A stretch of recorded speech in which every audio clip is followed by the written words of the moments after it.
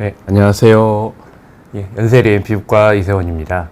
네, 오늘은 제가 모공과 관련된 말씀을 좀 드리려고 그러는데요. 모공 고민 정말 많으시죠? 특히 이제 마스크를 벗고 여름이 다가오면서 모공 때문에 고민하시고 모공을 치료하고 싶어 하시는 분들이 병원에 많이 오시는 것 같습니다. 자, 근데 모공이 정말 치료가 될까요? 이게 피부과 의사가 이런 질문을 오히려 이게 시청자분들께 드리는 게 굉장히 생뚱맞을 수 있는데요. 어떻게 생각하세요? 모공이 정말 치료가 될까요? 네. 오늘 그 모공에 대해서 제가 한번 천천히 얘기를 좀 해보겠습니다. 모공은 말 그대로 털구멍이란 얘기죠. 우리 한자 그대로 풀어보면 털이 나오는 구멍이라는 얘기인데, 이 모공의 구조를 조금 자세히 보면은 그 각 구멍마다 털이 나오는 털의 뿌리가 되는 털세포들이 있고요. 이 털세포가 나오는 이 길을 따라서 피지선이 분비되는 피지샘들이 붙어 있습니다. 이 피지샘을 통해서 이 피지샘에서 만들어지는 피지선이 털구멍에서 털과 함께 같이 올라오는 거고, 이 구멍을 통해서 뭔가 이 순환이 잘 안 되거나 문제가 있을 때는 여드름 같은 병변이 생기는 거죠. 물론 모든 모공이 다 이렇게 뚜렷이 털이 보이는 건 아니에요. 밑에 털의 뿌리 세포는 살아있고 미세한 털의 흔적은 있지만 실제로 그 모공 구멍을 통해서 털이 막 보이지 않는 그런 모공들도 있죠.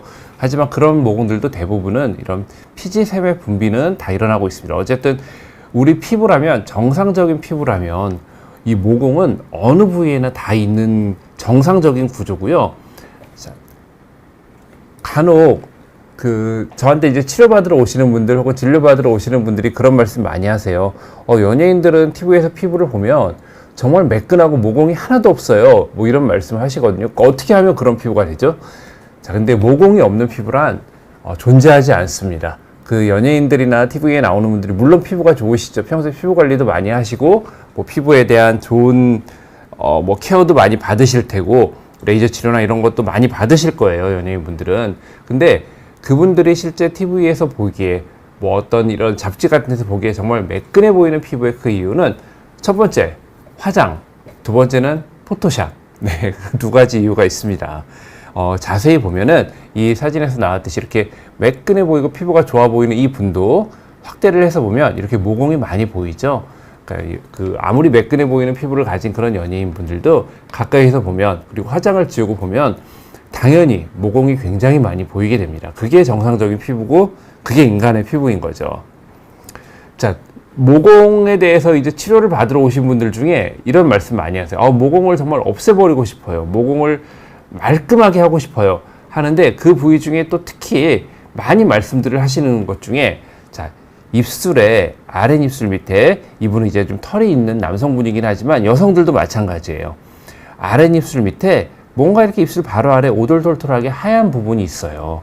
이런 부분 왠지 이거 짜면은 나올 것 같은데, 근데 실제로 짜도 나오지 않고, 이런 부분들 아마 많은 분들이 이 부분 때문에 뭐 건드려 보신 적도 많으실 테고요. 저도 생각해 보면은 예전 고등학생 때, 대학생 때, 어렸을 때 이 부분 이렇게 많이 뜯었던 것 같아요. 많이 뜯으면서 상처도 생기고 피부염도 생기고 했던 것 같은데, 실제로 이 부분을 많이 뜯고 건드리면서 문제가 생겨서 병원에 오시는 분들이 많고, 이거를 좀 어떻게 없애달라고 하시는 분들이 많으세요. 또 한 군데 고민하시는 부분 중에 하나가, 이 눈 바로 아래에 보면은 눈 아래에 이렇게 동공을 둘러싸고 있는 이런 뼈의 라인을 따라서 눈 아래쪽 피부가 뭔가 이렇게 오돌톨톨하게 약간 뭐가 난 것 같기도 하고, 혹은 뭐 이렇게 눈에 띄는 무슨 작은 미세한 사마귀 같은 게 있는 것 같기도 한 이런 부분이 있어요.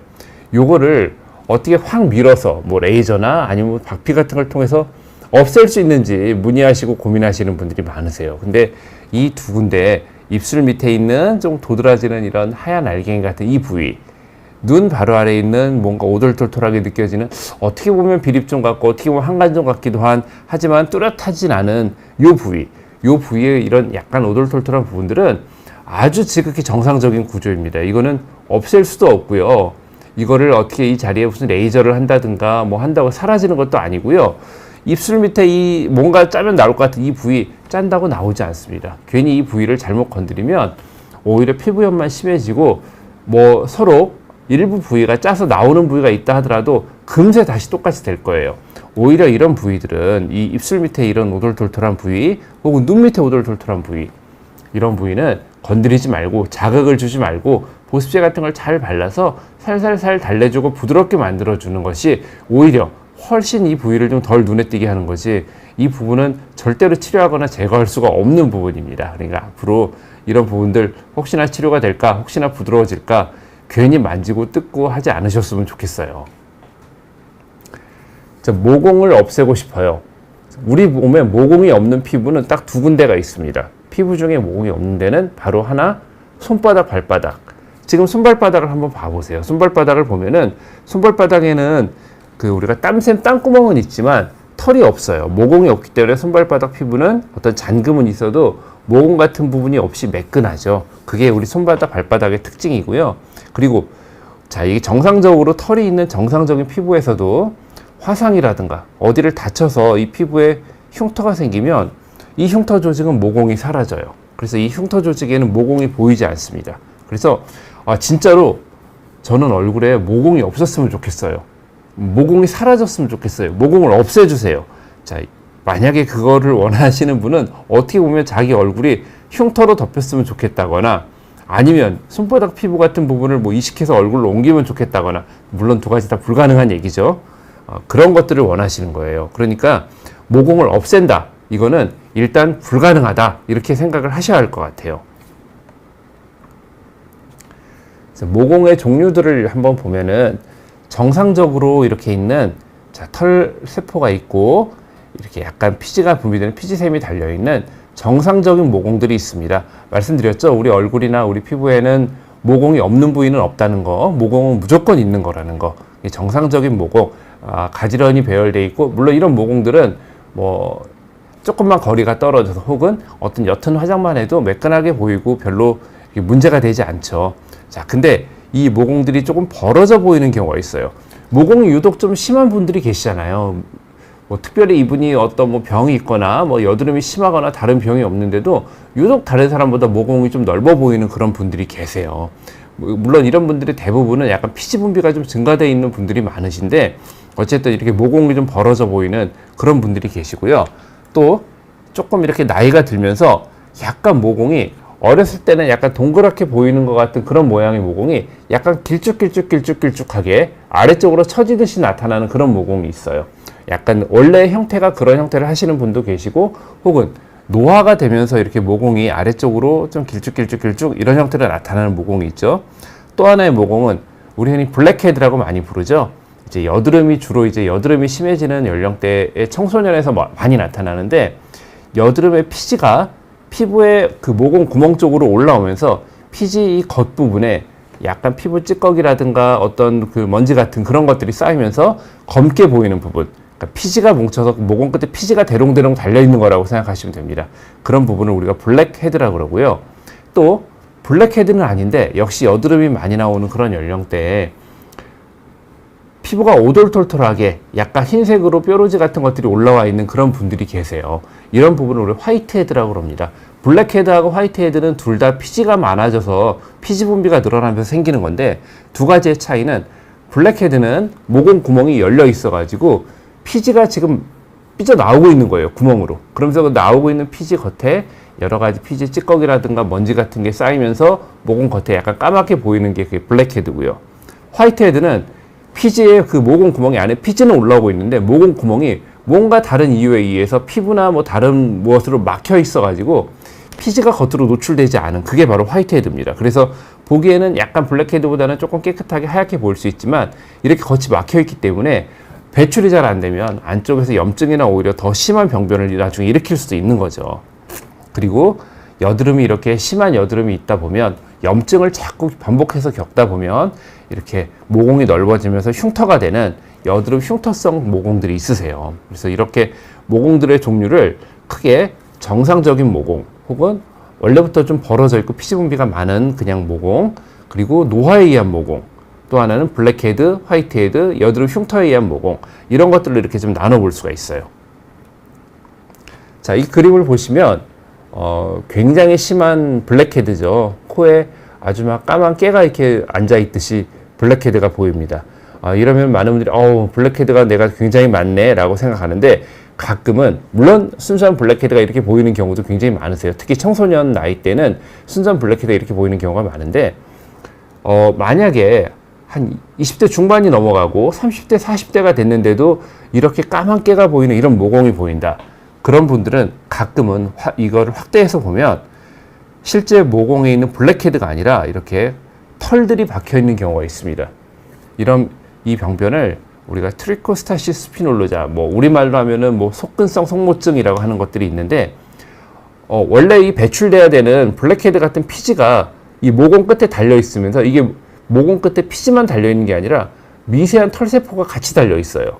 그래서 자잘한 털이라고 할 수 없는, 그냥 봐서는 털인지 잘 모르는, 하지만 확대경을 놓고 자세히 보면은 털이 삐죽삐죽 나와 있는 이런 경우가 굉장히 많습니다. 여성들보다 남성이 더 많은데, 가끔은 여성들에서도 코끝이나 이런 코 옆에 있는 모공이 심한 자리에 뭔가 까뭇까뭇하게, 하지만 완전한 블랙헤드랑은 조금 다르게 이런 약간 털세포가 달려있는 이런 모공 문제가 있는 분들도 많이 있으세요. 그래서 이런 부분들도 우리가 완벽하게 이게 없앨 수는 없지만 어쨌든 개선은 가능합니다. 네, 우리 윤희님이 모공 사이즈는 줄일 수 있나요? 라고 질문을 주셨어요. 예, 제가 그래서 그 부분에 대해서 오늘 좀 말씀을 좀 드리려고 합니다. 모공을 치료하는 방법은 피부과 병원에 가면 이렇게 몇 가지를 말씀을 하십니다. 선생님들이 레이저 치료, 박피 치료, 그리고 약을 쓰는 방법, 보톡스 치료, 보습제, 이런 것들이 있어요. 레이저는 이제 모공 치료에 많이 관심 있는 분들은 아시겠지만, 우리가 모공 하면은 우리 앞에 질문하신 윤희님처럼 모공 사이즈를 줄이거나 혹은 모공을 좀 안 보이게 만드는 방법으로 어떤 흉터를 치료하듯이 프락셀 레이저라든가 포텐자라든가 하는 어떤 레이저를 가지고 미세하게 구멍을 뚫고, 혹은 바늘을 가지고 MTS라든가 이런 방법들, 바늘을 가지고 자극을 줘서 새살이 올라오게 해서 모공을 덮어버린다, 이런 식으로 설명을 하는 경우들이 간혹 있습니다. 혹은 피부를 부드럽게 만드는 라셈드 레이저라든가, 아니면은 피부의 피지 분비를 줄이는 롱펄스 엔디아그 레이저, 혹은 써마지, 이런 방법들을 통해서 또 피지 분비를 줄이면서 모공 사이즈를 줄이는 법을 얘기하는 경우도 있는데요. 기본적으로 모공이라는 거는 사이즈가 확 줄진 않아요. 모공이 원래 갖고 있는 모공의 사이즈가, 물론 모공의 형태를 잘 보시면은 이렇게 털구멍이, 피부까지 털구멍이 연결되어 있는 이런 형태가 모공이죠. 앞에 다시 다른 그림을 보시면 털구멍과 피지구멍이 같이 달린 이런 부분이 모공이거든요. 자, 예를 들어서 레이저를 가지고 이 부분을, 어떤 피부를 새살을 올라오게 한다. 새살이 올라오게 한다는 거는 이 털구멍을 막아버리게 되는 거거든요.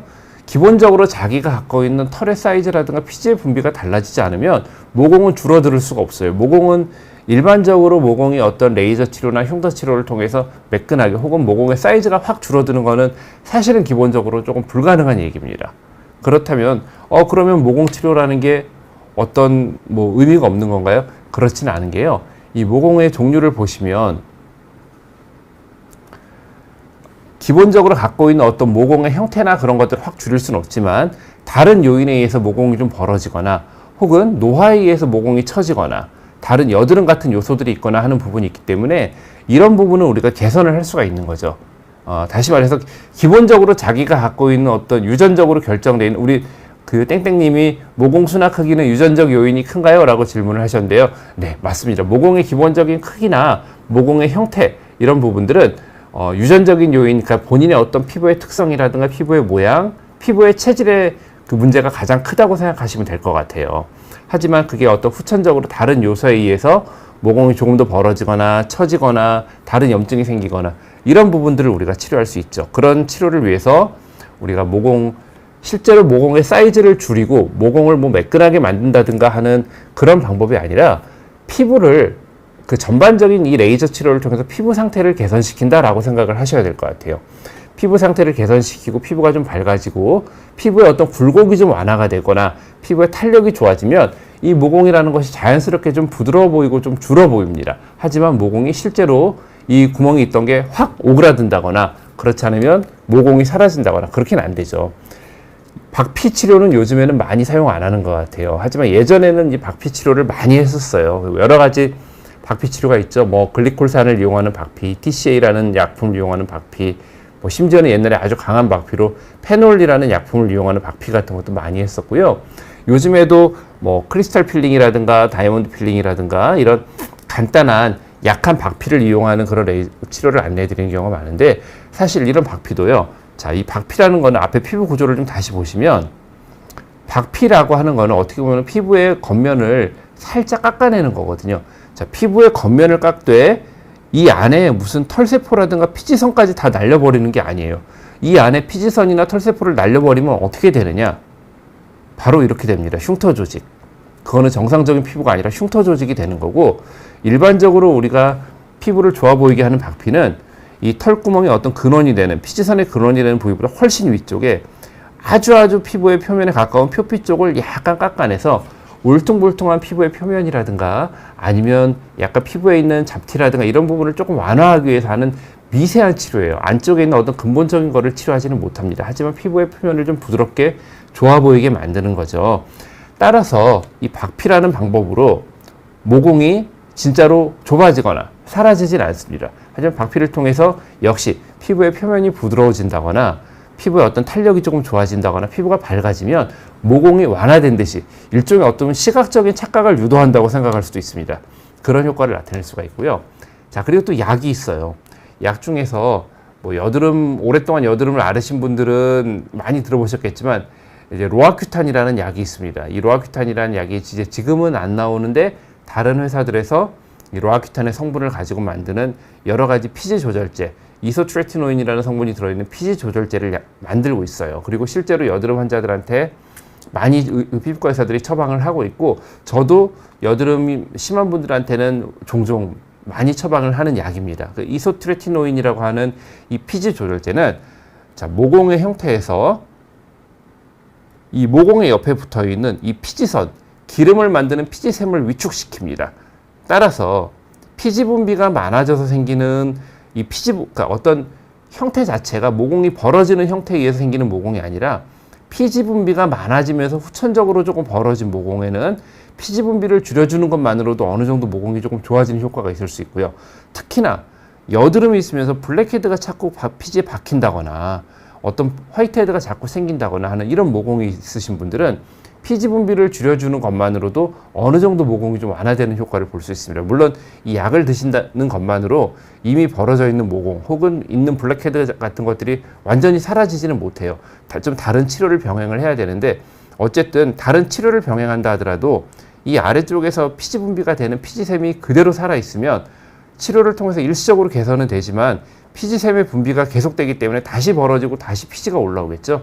이런 부분을 조금 줄여주는 역할을 하는 게 바로 피지 조절제 약입니다. 그래서 모공 치료를 할 때 피지 분비가 많은 분들의 경우에는 이런 약을 처방하는 경우가 많습니다. 다만 이 약은 몇 가지 좀 조심을 해야 되는 게 있는데, 피지 조절제 약은 가임기 여성이 복용할 때 굉장히 조심을 해야 됩니다. 이 피지 조절제는 가임기 여성이 약을 먹고 일정 기간 안에 우리가 어떤 제약회사 권고 사항으로는 한 달을 권고를 하는데요. 약을 먹다가 중단한 후에 한 달 이내 혹은 약을 먹는 중에 임신할 경우에는 기형아 출산의 가능성이 상당히 높아지는 약입니다. 그래서 가임기에 있는 임신을 앞두고 있는 여성들 같은 경우에는 이 약의 복용을 피해야 하고, 이 남성들도 이 약을 먹거나 할 때는 헌혈을 하거나 하면 안 되는 거고요. 간혹은 이 약을 너무 고용량으로 드실 경우에는 체내의 지질 수치라든가 아니면 체내의 간 수치 같은 게 조금 상승을 할 수가 있기 때문에 이런 약을 드실 때는 반드시 그분이 어떤 임신 상태라든가 이런 거를 좀 확인을 해야 되고, 그런 부분이 안전하다 하더라도 반드시 그 피부과 의사와 피부과 전문의와 꼭 상담을 하시고 진료를 받으시고, 꼭 필요한 경우에만 이런 약을 좀 드시는 게 좋을 것 같습니다. 다만 이 약을 드실 수 있는 경우에는 이 약을 드시면서 치료할 경우에 모공 치료의 효과는 한 단계 훨씬 더 업그레이드가 될 수가 있습니다. 보톡스를 또 모공 치료에 사용할 수가 있는데요. 이 보톡스라는 약은 흔히들 이제 주름을 펴주는 약, 근육을 마비시켜서 사각턱이라든가 종아리 알통 근육 사이즈를 줄이는 약, 이렇게 알고 계시는데, 보톡스는 여러 가지 우리 자율신경계 쪽에 좀 작용을 해가지고 분비를 좀 줄이는 역할을 해줄 수가 있어요. 그래서 겨드랑이에 땀이 많은 분들은 겨드랑이에 이 보톡스를 땀샘 쪽에 주사를 함으로써 땀샘의 그 분비를 줄여서 겨드랑이 다한증을 좀 치료할 때도 보톡스를 많이 사용하고 있고요. 얼굴 쪽에도 이 보톡스를 더모톡신이라는 특별한 어떤 테크닉이 있습니다. 저 같은 경우에는 이제 공기를 많이 같이 주입하는 에어톡신이라는 테크닉을 사용하는데, 그런 어떤 특별한 테크닉을 이용해서 얼굴 쪽에 피지를 좀 줄일 수가 있죠. 특히 이 보톡스를 많이 이용하는 경우가 얼굴에 안면 홍조가 굉장히 심하면서 모공이 심한 분들이 계세요. 근데 이렇게 안면 홍조가 심한 분들은 그런 얘기 들어보셨을 거예요. 레이저 치료를 잘못하면 얼굴이 더 예민해지고 얼굴이 붉어진다, 안면 홍조가 생긴다, 이런 말씀 들어보신 분들이 계시는데, 일반적으로는 레이저 치료를 한다고 해서 뭐 얼굴이 더 예민해진다거나 뭐 일시적으로 붉어지긴 하지만 굉장히 오랜 기간 붉어지거나 하진 않습니다. 하지만 기본적인 안면 홍조의 소인을 갖고 계시는 분들은 강하게 열 자극을 주는 레이저를 자주 하시는 경우에 정말로 피부가 민감해지고 많이 붉어지고, 그 붉어진 게 굉장히 오래 갈 수 있거든요. 그런 분들한테는 그런 어떤 레이저의 열 자극을 주지 않으면서 모공 치료를 하기 위해서 앞에 말씀드린 피지 조절제를 드신다거나, 그러면서 이런 보톡스라는 거를 이용해서 에어톡신이나 더모톡신 같은 특별한 테크닉을 이용해서 주사하는 방법이 모공 치료에 많이 도움이 되기도 합니다. 다만 이 보톡스라는 약은 근육을 마비시키는 약이기 때문에 우리가 흔히 모공이 많은 부위는 이 부위죠. 눈 밑과 코 옆에 이 부위. 근데 이 부위에 보톡스를 세게 맞으면은 어떤 현상이 생기느냐? 우리 얼굴의 입꼬리나 이런 부분을 위로 끌어올리는 근육이 바로 코나 이 볼 쪽에 있는 근육인데, 그 근육이 마비가 되면 얼굴이 툭 떨어지게 됩니다. 입꼬리가 떨어지고 입이 올라가지 않고 좀 말도 안 되는 이상한 표정이 생기게 되고 굉장히 부자연스러운 표정이 나타나게 되죠. 그렇기 때문에 이 모공 치료의 보톡스를 쓸 때는 정말 아주 소량을, 아까 제가 뭐 에어톡신이라는 테크닉을 쓴다고 그랬는데, 이 보톡스를 물로도 희석하지만 이거를 공기를 이용해서 더 희석해서 아주 소량씩만 흩뿌려지게 하는 그런 테크닉이거든요. 조금 특별한 테크닉을 가지고 주사를 하지 않으면 오히려 보톡스를 하고 나서 뭐 모공에는 조금 도움이 될 수 있지만 입꼬리가 떨어지거나 이상한 얼굴 표정이 되는 그런 뭐 경우가 생길 수가 있어요. 그래서 굉장히 이거 좀 숙련된 의사에게 조심스럽게 시술을 받으셔야 되는 부분입니다. 자, 마지막으로 우리가 또 보습제, 모공 치료하는데 보습제? 이거는 보습제는 기름인데 모공이 있고 피지 분비가 많은 사람은 오히려 보습제 바르면 번들거리고 안 좋지 않나? 라고 생각하실 수가 있어요. 우리가 이 얼굴에는 정상적으로 우리 피부에는 갖고 있는 기름층이 있어요. 그걸 우리가 피부 장벽층이라고 그러는데, 이 피부 장벽층에 기름이 없으면 우리 피부가 거칠어지고 오히려 피지 분비가 늘어나고 오히려 모공이 더 벌어지는 결과가 나타납니다. 물론 이 보습제를 바른다고 해서 얼굴에 오일 같은 거를 많이 바른다거나, 혹은 이 보습제도 우리 피부에 정상적인 어떤 생리적인 지질 성분이 있는데, 이 지질이 세라마이드라든가 콜레스테롤 그리고 지방산, 이 세 가지가 적절한 비율로 잘 섞이는 게 제일 좋아요. 일반적으로는 세라마이드 3, 콜레스테롤 1, 지방산 1, 그래서 3대 1대 1의 성분으로 우리가 비율로 섞이는 게 가장 좋다고 하는데, 물론 나이 연령에 따라서 이 생리적인 지질의 비율이 조금 달라지긴 합니다. 근데 이 정상적인 어떤 생리적인 지질 성분에 잘 맞춘 보습제를, 그분의 어떤 피지 상태에 따라서 조금 부드러운 보습제를 쓸 수도 있고, 아니면 건조증이 있으면서 모공이 있는 분들은 조금 thick한, 좀 보습력이 많은 보습제를 쓸 수도 있는데, 적절한 보습제를 잘 바르는 것만으로도 피지 분비가 조금 줄어들고, 그리고 이 피지의 어떤 블랙헤드 같은 모공을 막는 그런 안 좋은 피지의 배출을 좀 유도를 하게 됩니다. 그래서 오히려 여드름이 있고 모공이 심한 사람일수록 적절한 보습제 사용이 굉장히 중요합니다. 그래서 또 이렇게 보습제를 바르지 않으면 그런 피지가 심한 사람들 같은 경우에는 간혹 지루 피부염이나 이 피지로 인한 다른 염증이 또 생기기도 하거든요. 그래서 적절한 보습제를 바르는 게 또 우리 모공 치료 중에 아주 도움이 되는 방법이죠. 우리가 꼭 병원을 가시지 않더라도 집에서 할 수 있는 방법 중에 뭐가 있죠? 보습제가 있죠.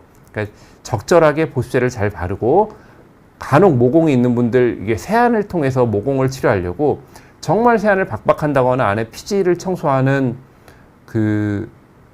박박 문지르는 그런 어떤 박피와 관계되어 있는, 혹은 피지를 청소하는 피지를 녹이는 약, 이런 걸 이용해 세안하시는 분들이 있는데, 물론 아주 피지가 심한 분들은 가끔 한번 그런 것들이 조금 도움이 되실 수는 있어요. 근데 그런 것들을 너무 자주 하게 되면 정상적으로 우리 피부를 보호해주는 지질층을 깎아내게 되고, 그런 경우에는 피부가 거칠어지고 오히려 피지 분비가 늘어나고 뭔가 그런 그 피부를 살짝 깎아내고 모공을 청소하는 세안을 하자마자 바로는 피부가 좀 뽀득뽀득 좋은 것 같은데 점점 갈수록 그걸 안 하면 피부가 더 안 좋아지는, 꼭 그거를 해야만 뭔가 유지되는 것만 같은 그런 악순환에 빠지게 돼요.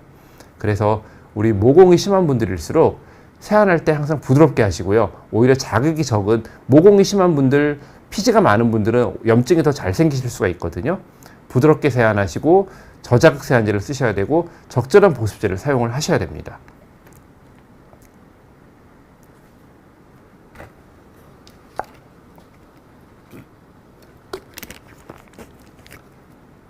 자, 제가 이제 앞에 모공을 치료하는 거에 대해서 모공이 없어지지 않는다고 말씀을 드렸어요. 그래서 모공의 치료는 어떻게 보면 모공을 없애고 모공 자체를 치료하는 게 아니라 전반적인 우리 피부 컨디션을 좋아지게 하고, 결국은 모공을 치료하려는 우리 궁극적인 목적이 뭐죠? 예뻐 보이고 좋아 보이고 피부가 부드러워 보이려고 하는 거죠. 모공의 어떤 구멍 크기 자체에 집착을 해가지고는 이건 해결이 되지 않습니다. 모공의 구멍 크기 자체가 획기적으로 줄어드는 방법은 사실은 없어요. 하지만 전반적인 어떤 피부의 상태, 피부의 결이라든가 피부의 빛깔이라든가 피부의 어떤 부드러움 정도를 개선을 시키고 피부의 탄력을 개선시키는 치료를 통해서 모공이 부드러워지는, 약간 시각적으로 어떻게 보면 우리 눈이 착각을 하는 걸 수도 있죠. 그런 효과를 낼 수가 있습니다. 그래서 이제 이런 분도 보시면은 원래 이렇게 잡티도 있고 모공이 굉장히 좀 넓어 보이는데, 이분한테 그 잡티를 좀 치료하는, 피부 빛깔을 좀 밝게 하는 치료, 그리고 피부 결을 좀 부드럽게 하는 그런 레이저 치료를 사용하면 이렇게 좀 넓은 모공이 조금 부드러워지고 피부가 좀 밝아지는 효과가 있죠. 하지만 자세히 보면 모공이 사라진 게 아니에요. 모공이 있던 그 자리에 모공은 그냥 존재합니다. 다만 모공이 좀 부드러워지고 피부의 겉에 층에 어떤 굴곡이 좀 줄어들게 되면 이렇게 모공이 좀 줄어들어 보이는 거죠. 자, 이런 분들도 보면은 굉장히 이런 어떤 여드름에 의한 색소 침착도 많이 심하고 뭔가 피부가 아래쪽으로 처지는 것 같은 이런 모공, 좀 길쭉길쭉한 모공이나 여드름 흉터가 좀 있는 분인데, 이분의 보면은 팔자주름도 좀 있고 이러시죠. 근데 이분에서도 이렇게 색소 침착을 좀 치료하면서 어떤 피부의 탄력을 높이는 치료를 통해서 피부의 아래쪽으로 이렇게 길게 떨어지는 것 같은 모공이 탄력이 좋아지면 이렇게 팔자주름도 조금 줄고 피부의 어떤 빛깔이 좋아지면, 실제로 자세히 보면은요, 저는 이제 화면이 가까이 있기 때문에 자세히 보이거든요. 자세히 보면 모공은 원래 있던 그 자리에 그대로 있어요. 모공 자체가 없어지거나 모공이 어떤 획기적으로 좁아진 건 아닙니다. 하지만 모공의 어떤 떨어지는 방향, 탄력이 좋아짐으로써 길게 떨어지던 모공이 약간 위로 올라붙고 어떤 모공의 그 주변에 있는 색소 침착이 좋아지면서 피부가 좀 밝아지고, 그럼 우리 피부가 좀 좋아졌다고 우리 눈은 그렇게 보게 돼요. 그래서 모공이 좀 개선이 되는 것 같은 그런 효과를 나타냅니다. 자, 이렇게 여드름이 많으면서 얼굴에 좀 염증이 있고 여드름 붉은 자국이 있으면서 모공이 있는 이런 분들도 여드름을 좀 치료하면서, 또 이렇게 피지 분비가 많은 분들은 어떤 피지를 줄이는 약을 조금 쓰면서, 그리고 여드름의 붉은 자국이 좀 개선돼서 피부가 전반적으로 좀 좋아 보이면 모공도 역시 덩달아 같이 좋아 보이는, 하지만 말씀드렸듯이 그 자리에 모공은 그대로 존재합니다. 모공이 없어지거나 뭐 사라진 건 아니거든요. 자, 역시 이렇게 여드름이 심하면서 여드름 붉은 자국이 심하고 여드름이 심할 때, 이럴 때는 모공이 더 두드러지고 피지 분비가 많아지면 모공이 좀 늘어나는 것 같이 보이죠. 이런 분들한테 피지 분비를 줄이는 여드름 치료라든가 이런 붉은 자국 혹은 피부의 어떤 탄력을 개선하는 이런 치료를 통해서 전반적인 피부 상태를 개선하면 마치 이렇게 모공이 좋아진 것 같은, 모공이 개선되는 것 같은 이런 효과를 나타냅니다. 여드름 흉터도 마찬가지죠. 여드름 흉터가 심한 분들, 근데 이제 모공하고 여드름 흉터는 조금 구별을 해야 돼요. 흉터는 치료를 통해서 조금 좁아지거나 살이 차오릅니다. 모공은 정상적으로 어떻게 보면 우리 피부의 특성이나 우리 피부의 그 갖고 있는 캐릭터 같은 거기 때문에, 우리 성격도 그렇잖아요. 뭔가 그 자라면서 뭐 다른 어떤 영향을 받아서 일시적으로 너무너무 내가 힘들고 스트레스를 받아가지고 막 약간 업셋돼 있고 그럴 때 잘 화를 내고 그러던 분들이 그 상황이 개선되면 뭐 화도 덜 내고 좋아지죠. 하지만 어렸을 때부터 정말 이렇게 뭐 성격이 굉장히 안 좋고 그런 자기의 막 캐릭터가 안 좋은 그런 분들이 정말 드물게 있죠. 근데 그런 분들 사실 나이 들어도 바뀌지 않아요. 모공 역시 마찬가지예요. 모공이라는 거는 우리 피부의 어떤 캐릭터예요. 자기 갖고 있는 성격 같은 거기 때문에 모공이라는 거는 치료를 한다고 해도 획기적으로 변하거나 하진 않습니다. 물론 개선은 분명히 되지만, 하지만 여드름 흉터는 치료를 통해서 살이 차오르거나 좀 좁아질 수 있어요. 그래서 이렇게 여드름 흉터가 있으면서 모공이 있는 분들은 흉터 치료와 모공 치료를 따로 할 필요는 전혀 없습니다. 흉터 치료가 어떻게 보면 곧 모공 치료예요. 모공 치료를 조금 강하게 하면 흉터 치료가 되는 거거든요. 그러니까 흉터 치료를 하면서 같이 모공이 좀 개선이 될 수가 있죠. 그래서 이렇게 여드름 흉터 치료를 하다 보면 전반적으로 흉터가 개선이 되고 좀 탄력이 좋아지면서 모공이 좋아지는 그런 효과를 나타냅니다. 역시 이렇게 흉터가 심한 분들은 흉터는 잘 치료하면 좀 차오릅니다. 차오르기도 하고 좀 좁아질 수 있어요. 모공 자체는 완전히 없어지는 건 아니지만, 하지만 이제 흉터가 좋아지면 우리 피부가 전체적으로 부드러워지고 피부가 밝아지고 피부가 좋아지면서 모공도 같이 개선되는 그런 효과가 나타납니다. 제일 또 고민 많이 하시는 게 코 모공이죠. 보면은 이런 코 모공도 치료를 통해서 피지 분비가 줄어들고 코 모공이 부드러워질 수 있어요. 자, 이분을 치료한 게 요 모습이고 이분을 치료한 게 요 모습이에요. 분명히 처음보다 코 모공도 부드러워지고 피지 분비도 좀 줄죠. 치료를 통해서. 하지만 자세히 보면 그 자리에 그 모공이 그대로 있습니다. 이분들 약간 여드름 흉터, 코에 흉터가 있는 분인데 코의 흉터는 많이 좋아지셨어요. 치료를 통해서. 하지만 그 코의 흉터가 아니라 이 모공 자체는 뭐 그 자리에 그대로 있죠. 하지만 이 흉터가 좋아지고 피부 결이 부드러워지면 약간 모공이 좋아지는 이런 모습을 보입니다. 이 코도 보면은 전체적으로 코가 부드러워지고 코에 어떤 모공이 모공이 처음보다는 좀 나아졌네 하지만 자세히 보면 그 자리에 그 모공은 그대로 있습니다. 그러니까 모공이라는 거는 이 치료를 통해서 어떤 없어지는 거, 매끈하게 변하는 거 그렇게 되는 건 아니고요. 모공은 관리를 해야 되는 겁니다. 자, 이게 이 말씀이 뭐냐면은 치료가 안 된다는 얘기는 개선이 안 된다는 게 아니고요. 분명히 모공은 적절한 치료를 통해서 개선이 됩니다. 좋아 보이고 밝아 보여요. 하지만 그게 정말로 모공이 사라지거나 어떤 개선된 상태를 난 이렇게 치료를 해서 이번에 한 2달 열심히 치료해가지고 모공이 많이 좋아지고 피부가 좋아졌는데 이제 계속 나는 평생 모공이 이렇게 없어진 상태일 거야. 모공이 좋아진 상태일 거야. 그게 아니고요. 정상적으로 우리 피부에 모공은 계속 존재하는 거고 피지 분비가 계속 있고 우리 피부는 또 계속 노화를 하기 때문에 결국 모공은 다시 또 심해질 거예요. 그래서 어느 정도 치료를 통해서 좋아진 상태를 유지하기 위해서는 적절한 그 모공에 대한 관리가 필요하죠. 앞에 말씀드린 보습제를 바른다든가 아니면 좀 심한 분들은 약을 좀 드신다든가 그렇지 않으면 조금 정기적으로 어떤 유지를 위한 그런 치료를 한다든가 하는 이런 방식으로 관리를 하시는 게 필요합니다. 그래서 모공은 치료보다는 관리 그리고 꾸준한 관리를 통해서 어느 정도 개선이 충분히 될 수 있다. 그게 제가 오늘 여러분들께 드리고 싶은 말씀이고요. 몇 가지 질문 좀 받고 말씀을 드릴게요. 미스터 창TV님이 클린디올액의 사용 효과를 알고 싶어요 라고 하셨는데요. 클린디올액은 그 안에 클린다마이신이라고 하는 그 항생제 성분이 들어있고요. 또 일종의 알코올 성분 어떤 그 피지를 좀 녹이는 그런 성분이 들어있어요. 그래서 이 클린디올액은 염증성 여드름에 발랐을 때 좀 효과를 잘 보는 약이고요. 이 클린디올액이나 이런 약들은 보면은 약간 그 바를 때 물파스 같이 생긴 그 뚜껑을 열면 물파스 같이 생겨 있는 경우가 많아요. 그래서 이 물파스 같이 생긴 그 바르는 부위를 피부 여드름 부위에다가 여드름이 있거나 염증이 있거나 그런 부위에다가 조금만 살살 톡톡 두들겨 주면서 바르셔야 돼요. 이게 알코올 베이스이기 때문에 피부의 정상적인 생리적인 지질까지 녹여서 피부 장벽을 좀 망가뜨릴 수가 있어요. 그래서 가끔 보면 클린디올액이라든가 클레오신이라든가 이런 우리가 흔히 톡톡이라고 알려져 있는 이 약을 여드름이 있는 부위에 넓게 이렇게 문지르듯이 로션 바르듯이 바르는 혹은 어디 근육통 있을 때 파스 바르듯이 바르는 분이 있는데 그런 경우에는 이 피부가 자극을 받아가지고 붉어지거나 각질이 일어나거나 가렵거나 따가울 수 있어요. 그러니까 반드시 클린디올액, 클레오신 톡톡이 바르실 때는 여드름이 있는 부위에만 톡톡 두들겨 주듯이 그 부위만 좀 바르시면 되고 바르시기 전에 피부가 민감하신 분들은 먼저 보습제 같은 거를 한번 얼굴에 바르시고 전체적으로 보습제를 바른 후에 여드름 있는 부위만 톡톡이를 발라주시면 조금 더 안전하게 사용하실 수 있을 것 같아요. 네. 판토텐산 같은 경우에 약간 우리 판토텐산에 대해서 질문을 주신 분이 있는데 판토텐산 같은 경우에는 피지 분비를 좀 줄인다거나 어떤 피부 건강에 도움이 되는 영양분으로 그렇게 알려져 있는데요. 이 판토텐산이나 어떤 그런 건강 보조제 혹은 영양제를 먹어서 실제로 이 어떤 피지가 줄어드는 효과를 확실하게 본다거나 하지는 못해요. 그러니까 약간의 어떤 미세한 도움이 되거나 그럴 수는 있겠지만 실제로 어떤 모공 치료라든가 피지를 확 줄이는 어떤 확실한 효과를 보기 위해서 판토텐산을 복용한다. 이거는 맞지 않는 것 같고요. 그냥 전반적인 건강이라든가 평소 나의 건강 유지를 위해서 그냥 꾸준히 판토텐산을 포함된 어떤 영양제를 복용한다. 뭐 이런 느낌으로 그냥 영양제를 드시면 좋을 것 같습니다.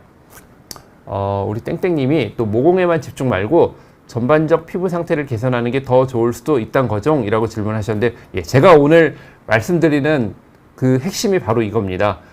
우리가 결국은 가려는 목적은 모공의 사이즈를 줄어드는 것도 그렇고 주름을 줄이려는 것도 그렇고 결국은 예쁜 모습, 부드러운 모습을 만들려는 게 우리의 최종적인 목적이죠.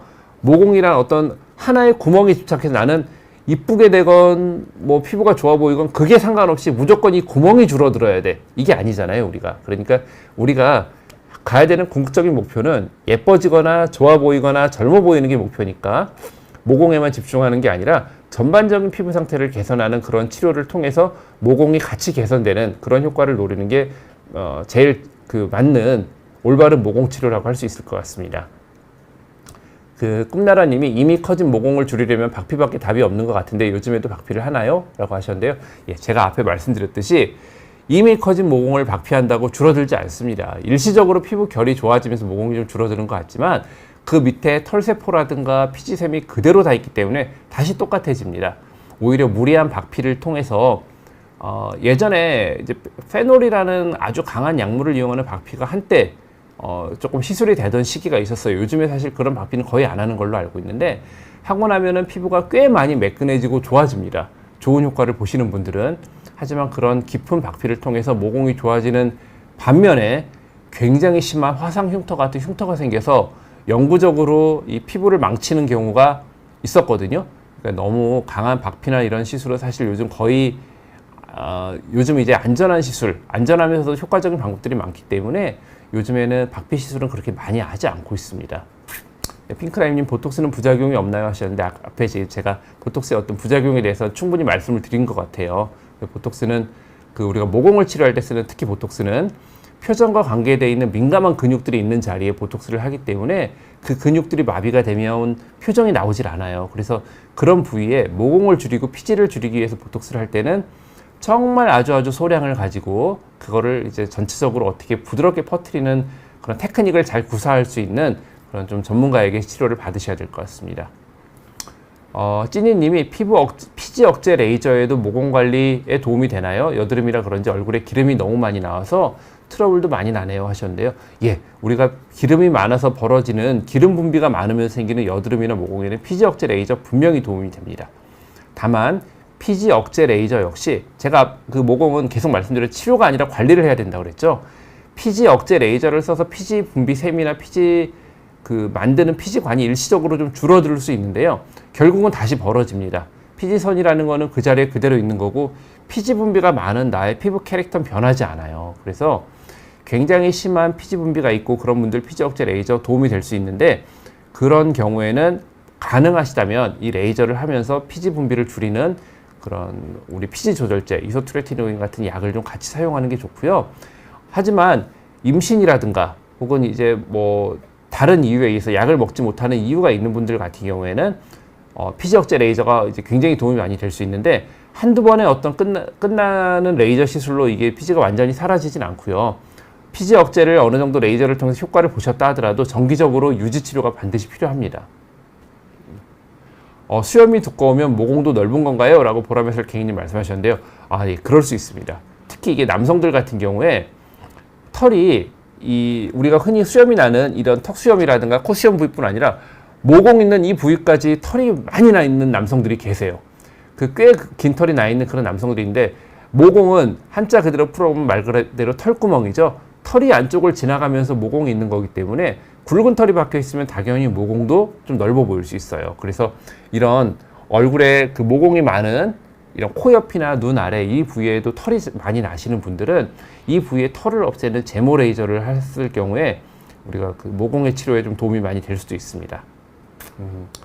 예, 땡땡님이 어쩐지 모공 레이저 아무리 해도 LDM 한 번이 더 좋을 때가 있더라고요 하시는데 예, 그럴 수 있습니다. 피부의 어떤 특성에 따라서 레이저가 자극이 많고 좀 레이저에 대해서 민감하신 분들 같은 경우에는 LDM 같이 피부를 진정시키고 전반적인 어떤 피부 상태를 개선시키는 이런 방법이 오히려 더 물론 한 번에 어떤 큰 효과를 보긴 좀 어려워요. LDM은 좀 반복적인 치료가 좀 필요하긴 한데 이런 부분들이 더 도움이 되실 수가 있어요. 특히 안면 홍조가 심하면서 모공이 있거나 이런 분들은 레이저를 잘못하면 굉장히 안면 홍조가 더 심해진다거나 얼굴에 민감도가 더 올라가는 경우가 있어서 이런 분들은 피부를 진정시키고 피부에 어떤 진정을 하면서 탄력을 주는 뭐 LDM이라든가 하이펄록스 같은 이런 초음파 치료를 하면서 약간 보톡스라든가 뭐 약을 좀 사용하면서 이런 방법들이 레이저 하는 것보다 더 효과가 좋을 수도 있습니다. 네, 벽바이차이님, 콧방울을 비비면 하얗게 밀리는데요. 원인이 뭐죠? 관리법 알려주세요. 라고 하셨는데 하얗게 밀린다고 그러면 두 가지가 있겠죠. 첫 번째는 피지가 좀 밀리는 경우도 있을 테고 두 번째는 피부의 정상적인 각질이 밀리는 경우가 있을 거예요. 근데 이렇게 하얗게 밀리는 이런 경우를 계속 밀다 보면 오히려 피부가 민감해지고 모공이 더 심해집니다. 그러니까 이런 경우에도 우리 피부는 뭔가를 벗기거나 뭔가를 제거하거나 하는 게 아니라 잘 달래서 어떤 피부의 항상성, 우리 피부가 갖고 있는 원래 캐릭터가 조금 더 좋아지게, 성격이 좋아지게 만들어주는 게 좋거든요. 그러려면 잘 달래야 돼요. 얘를 제거하려고 그러는 것보다. 그래서 이렇게 피부가 하얗게 밀리시는 이런 분들 같은 경우에 오히려 보습제 같은 거를 잘 바르면 피부의 장벽층이 더 안정이 되고 피부가 좋아질 거예요. 다만 피지가 많이 밀리는 분들 같은 경우에는 보습제를 바르시되 너무 보습 성분이 많고 유분이 많은 거를 바르면은 오히려 염증을 좀 유발하는 경우도 있어요. 그래서 본인에게 맞는 피지 분비 상태라든가 피부의 건조증 상태에 따라서 적절한 보습제를 바르시면은 오히려 이렇게 하얗게 밀리고 하는 증상을 조금 줄일 수 있을 것 같아요. 피부관리실이나 병원에서 관리 후에 LED 기구를 사용하는데 그런 것도 도움이 되나요? 하셨는데 이 LED 저출력 레이저 같은 경우에 적절한 출력으로 LED를 받는 경우에는 우리 피부 탄력을 좀 좋아지게 합니다. 피부에 콜라겐을 만드는 그 세포들이 활성화가 되는데 도움이 좀 되거든요. 그래서 LED 레이저를 적절히 하는 건 좋은데 다만 안면 홍조가 너무 심한 분이 LED를 과하게 하는 경우에는 안면 홍조가 악화되고 오히려 모공이 벌어질 수도 있어요. 그러니까 뭐 이런 거는 관리실이나 병원에서 전문가 분들이시니까 아마 그 치료 받으시는 분들께 적절히 맞는 방법을 안내를 잘 해주실 것 같아요. 네, 룰루랄라님, 어릴 때 선크림을 안 바른 게 피부 노화의 80%의 원인이 된다는데 사실인가요? 30대 초반인 지금이라도 잘 바르면 되는 건지, 어릴 때 선크림을 안 바른 게 피부 노화의 80%의 원인이 된다. 뭐 저는 사실이 아닌 것 같아요. 하지만 그 어떤 피부 어렸을 때 자외선 노출이 굉장히 많은 경우에 나이가 들었을 때 피부암의 발생 확률이 올라간다는 그런 연구 결과들이 있어요. 물론 피부 노화도 자외선에 의해서 좀 진행이 많이 될 수 있죠. 우리 노화는 두 가지 노화가 있어요. 내인성 노화하고 외인성 노화가 있는데 내인성 노화는 말 그대로 나이가 들면서 자연적으로 늙어가는 거예요. 피부의 결이 조금 안 좋아진다거나 피부의 어떤 텍스처가 변한다거나 아니면 피부가 아래쪽으로 약간 처짐이 나타난다거나 그런 것들을 우리가 내인성 노화라고 그러고요. 외인성 노화라고 하는 거는 어떤 외부의 요인에 의해서 노화가 진행되는 건데 가장 대표적인 외인성 노화의 요인이 바로 자외선입니다. 그래서 우리가 태닝을 많이 하시거나 혹은 그 야외에서 등산이나 골프를 많이 치시는 분들 같은 경우에 아니면은 야외에서 일을 많이 하시는 분들 같은 경우에 비슷한 나이에 실내에서 운동을 하시고 실내 생활을 주로 하시는 분들보다 나이가 좀 더 들어 보여요. 그리고 피부에 잡티도 많고 피부에 사마귀도 더 많이 생기고 피부에 주름도 더 많이 생기고 분명히 자외선은 피부 노화에 안 좋은 영향을 주는 요소인 건 맞는데 어릴 때 우리 피부는 하지만 이 리뉴얼을 하거든요. 우리 피부는 한 30일에서 40일 정도 주기로 계속 턴오버를 하고 새로운 세포로 교체가 좀 돼요. 그래서 어릴 때 서로 선크림을 잘 안 바르셨다 하더라도 룰루랄라님 지금 30대 초반이시면은 지금이라도 잘 바르시면 지금까지 제가 보기에 룰루랄라님 지금 살아오신 기간보다 앞으로 살아야 될 우리 이제 생존하실 기간이 훨씬 2배, 3배 이상 기시거든요. 그러니까 지금부터라도 잘 바르시면 이후에 좋은 피부를 잘 유지하시고 더 나이가 들어서 50대, 60대, 70대, 80대 때 지금보다 또래보다 더 젊어 보일 수 있게 그렇게 관리하실 수 있을 것 같습니다. 네, 페사디나님이 젊었을 때 여드름 때문에 피지 억제 레이저 시술을 하면 그때는 여드름이 없어져서 좋지만 나이 들어서는 얼굴 살이 없어서 신경 쓰이는데 그런 레이저가 얼굴의 지방층을 줄어들게 하나요? 하셨네요. 피지 억제 레이저라고 하는 거는 그야말로 이 레이저가 침투하는 깊이는 피지가 있는 그 층이에요. 우리가 얼굴 살이 없어 보이는 건 피하 지방층은 피지가 있는 거는 우리가 그 피하 지방층보다 훨씬 위에 있는 진피의 상부 쪽이거든요. 여기를 건드린다고 해서 얼굴살이 없어지진 않아요. 나이 들어서 얼굴살이 없어지는 거는 이런 레이저 시술의 요인이라기보다는 그분의 어떤 나이가 들면 지방의 재배치라는 게 일어납니다. 그래서 저도 이제 나이가 좀 들었기 때문에 이 볼살이 좀 꺼져요. 나이가 들면 볼살이 꺼지고 관자놀이가 꺼지고 광대 옆에 이 옆얼굴 살이 좀 꺼지고 앞볼에 눈 밑 살이 좀 꺼지고 이런 데는 꺼지고요. 턱 쪽에 두드룩한 살, 팔자주름에 떨어지는 살, 이런 살은 좀 늘어나거든요. 이 얼굴의 지방 재배치라는 게 나이가 들면 자연적으로 나타나는 어떤 정상적인 변화예요. 그래서 제가 보기에는 어렸을 때 피지억제 레이저를 하셔서 얼굴 살이 지금 없어진다, 그거는 좀 아닌 것 같고요. 지금 얼굴 살이 없어지는 거는 아무래도 그냥 나이가 들면서 일어나는 어떤 지방층의 재배치가 있는 것 같아요. 하지만 이제 그 피지억제 레이저를 한다고 하면서 우리가 써마지라는 치료가 있습니다. 써마지는 굉장히 피부에 깊게 들어가는 고주파 치료인데, 이런 써마지 치료 같은 경우에는 조금 써마지 치료가 과한 경우에 지방층이 약간 줄어들 수가 있어요. 일반적인 피지억제 레이저를 해가지고 얼굴에 지방층이 줄어든다, 그건 아니고요. 하지만 써마지 같은 치료를 좀 과하게 했을 때 얼굴에 지방층이 줄어든다, 그건 그럴 수도 있습니다. 네. 진지희님이 여름에 모공 레이저 받아도 되나요? 창문이 있는 공간에서 일하는데, 대부분의 모공 레이저 치료들은 별로 이런 색소, 자외선의 영향을 많이 받지 않아요. 그러니까 자외선의 영향을 받는 레이저 치료라고 하는 거는 우리가 그 얼굴에 있는 어떤 점이나 병변을 파괴하는 그런 CO2 레이저라든가 혹은 잡티를 치료하는 QCH 엔디아그 레이저의 532나노미터 모드, 이런 것들이, 아니면 IPL 레이저, 이런 것들은 하고 나서 딱지가 떨어진 후에 자외선을 많이 받으면 색소 침착이 올라온다거나 할 수 있는데, 모공 레이저 치료는 일반적으로 어떤 피부에 약간의 자극을 주는 거지 색소 침착을 유발하거나 할 수 있는 치료들이 아니거든요. 그래서 일반적으로 모공 레이저는 오히려 여름에 피지 분비가 늘어나기 때문에 피지를 분비는 레이저 치료나 이런 것들이 더 도움이 좀 될 수 있을 것 같습니다. 보라매설킹이님, 선크림 바르면 땀이 너무 나던데요. 그래서 잘 안 바르게 돼요. 사실 그렇죠. 선크림이 발랐을 때 그 느낌이라는 게 부드러운 보습제를 바르는 거랑 조금 다르죠. 조금 뭔가 뻑뻑하고, 눈 가까이 바르면 눈이 조금 시리기도 하고, 뭔가 피부가 좀 답답한 느낌이 들고, 근데 이건 뭐 어떤 해결 방법이 없네요. 어쩔 수 없는 것 같아요. 근데 요즘에는 선크림에 그런 어떤 좀 피부를 답답하게 느낄 수 있는 요소들을 나노파티클이라고 해서 굉장히 잘게 쪼개가지고 발림성이 좋은 선크림들이 많이 있거든요. 보라매설킹이님, 우리 뭐 올리브영이라든가 그런, 아니면 피부과에도 가면은 이렇게 전시되어 있는 선크림들이 있을 거예요. 그런 것들을, 전시품들을 살짝 발라보시면서 뭐 본인한테 가장 잘 맞는 부드럽게 바를 수 있는 제품을 좀 찾아보시는 게 뭐 약간 팁이라면 팁이 될 것 같습니다. 진지희님이 모공이랑 색소 치료 같이 해도 되나요? 너무 자극적인가요? 하셨는데요. 이거는 그분의 어떤 모공의 정도나 색소의 정도에 따라 틀릴 것 같아요. 어떤 치료 방법을 선택하느냐는 결국은 그분의 이런 어떤 잡티라든가 모공의 정도에 따라 달라질 것 같은데, 물론 자극이 너무 심한 레이저를 막 같이 한꺼번에 많이 하는 거는 당연히 피부 자극이 많아질 수 있고 피부가 민감해질 수 있어요.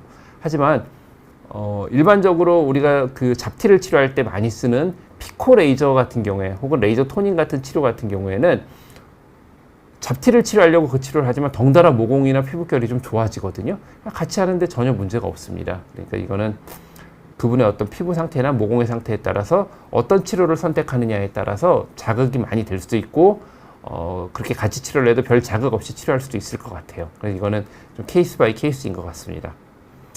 네, 제가 오늘 모공에 대해서 좀 말씀을 드리고 여러 가지 질문에 대해서도 좀 답을 드렸어요.